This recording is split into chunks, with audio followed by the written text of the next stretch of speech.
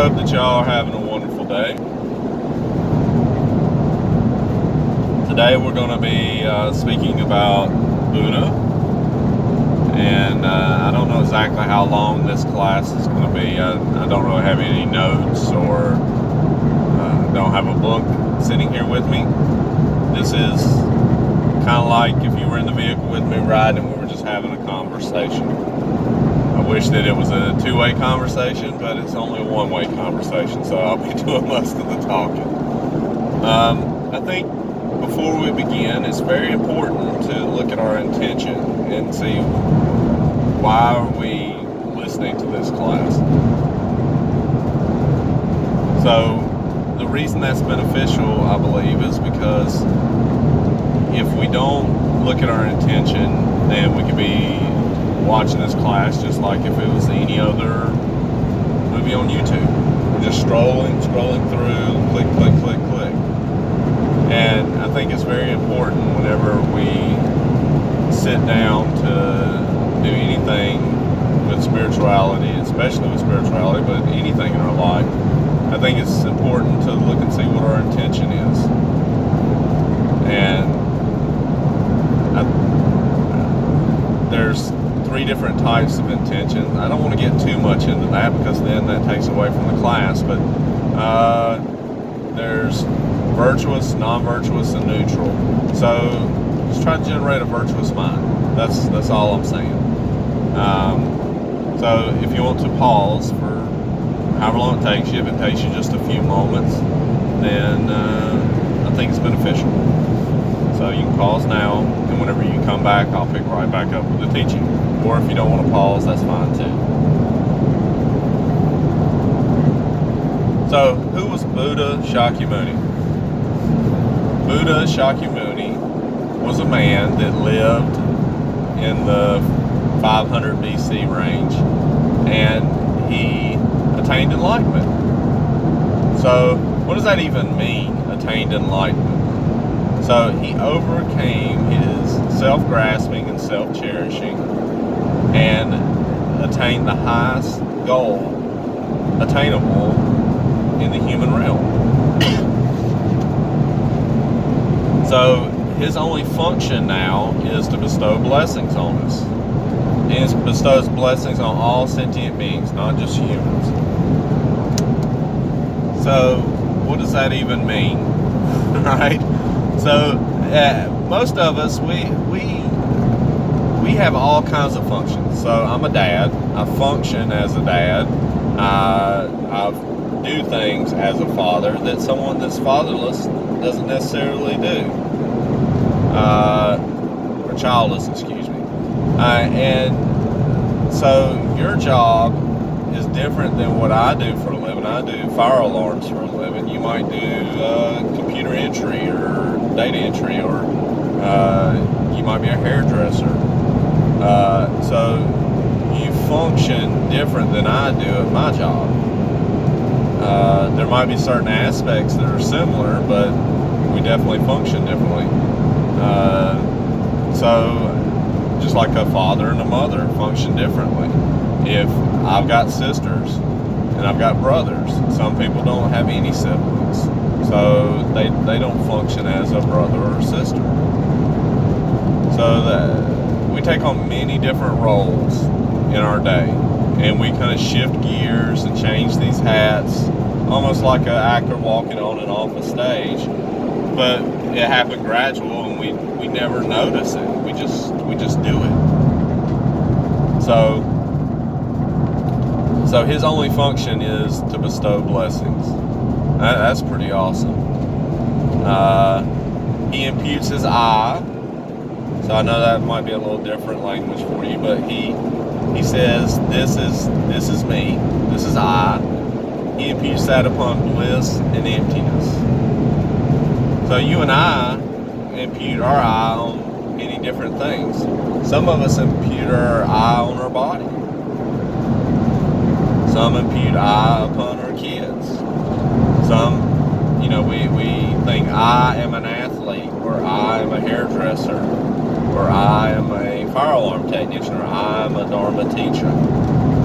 So there's many different things that you can impute your eye upon, but Buddha imputes his eye upon bliss and emptiness.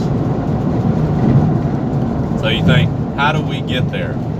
Well, it's funny you should ask that, because Buddha taught 84,000 teachings. 84,000 teachings. That's a tremendous amount of teachings. And you may think, why did he teach so many teachings? Some of his teachings even look like they conflict on the surface, but he was teaching different teachings for different people. He had different people, he was dealing with people that had different karmas. Like you and I have different karma, because we look different, we talk different, we interpret what we hear different. Whenever we look at something, we see it totally different. So he taught all these teachings so that you as an individual would be able to find a path within Buddhism. So I believe that there's a path for every person inside of Buddhism. You just have to find the path within all the teachings for you. There's so many practices too. I remember when I first became a Buddhist, I was blown away at how many different, you could do this or you could do that. And I was thinking, I've got to do all this stuff. There's no way I can do all this stuff. There's not enough hours in the day, even if I just did just this. And then I came to realize that it's not about doing all of that. It's about finding the path in that works for you. And I think that's the benefit of having a spiritual guide. Whenever you see Buddha depicted, you see his spiritual guide there, in most cases.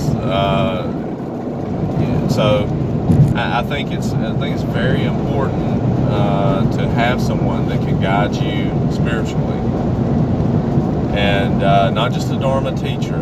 There's a difference there between a spiritual guide and a Dharma teacher. So I don't want to get too far off onto that. I want to do a class on spiritual guides and stuff like that later on. So back to Buddha.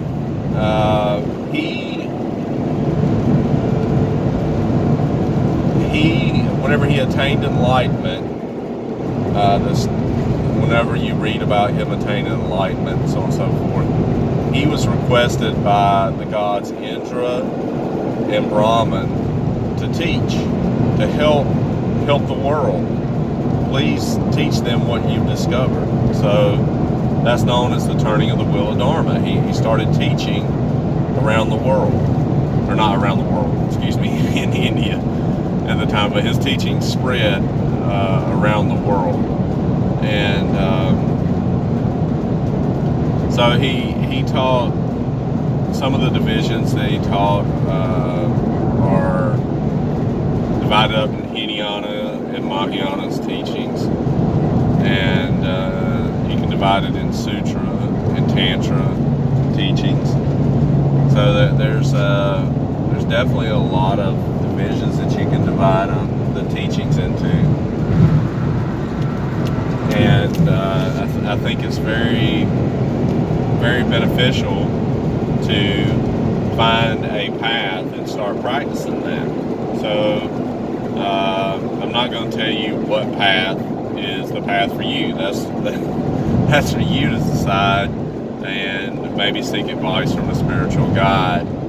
And I think I've read stories in books like Joyful Path of Good Fortune that it talks about spiritual guides that sent a student to another spiritual guide because he had a more karmic connection with that particular spiritual guide. So he knew that he wasn't the most beneficial person for that individual, so he sent him to another person.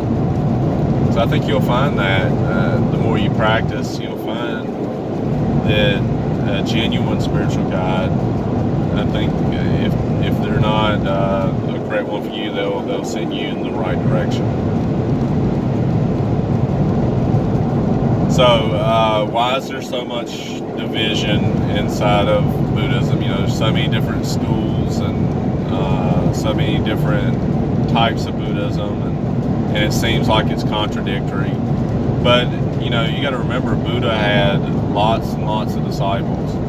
So, some of them took some of his teachings and went a certain direction with it. So, and then they passed it down to their disciples, and then they passed it down to their disciples and got more and more and more refined. That school, some completely disappeared. So these schools, they take a section of the teachings and bring it down and give it to you. I think if you can find somebody that teaches the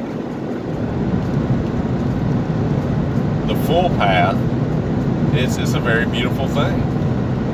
I think it's becoming more and more rare nowadays. Even though we have a tremendous amount of information, it's becoming more and more rare to find a tradition that has the full path laid out in it. And I think it's beneficial to try to find that.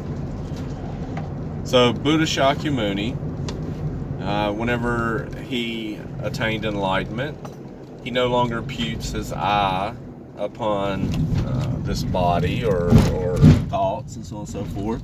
He imputes his I upon bliss and emptiness.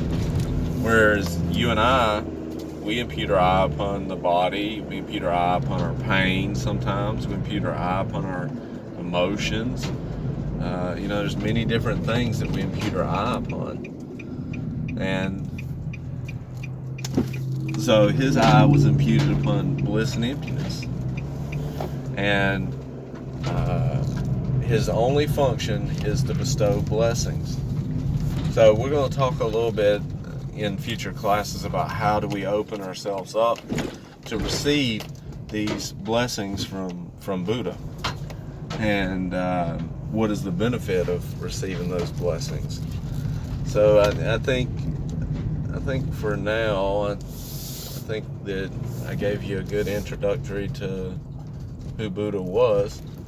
So if you have any comments or any questions, definitely please comment in the comment section below any ideas for class that you want to receive, or if you have any questions, definitely post them there. I didn't want to get too much into like a history lesson, because I'm speaking from a spiritual side, not from a intellectual side. You have to be careful of that, because you can start reading all these Dharma books and stuff like that, and then it turns into increasing the ego, because you think about how wise you must be because you memorized all these books. And I think it's about putting what you hear and what you read into practice, and then once you do that, then you gain a different perspective on it. I hope that makes sense. I don't know if it did or didn't, but anyway, please like and subscribe, and I'll try to post more. Thank you.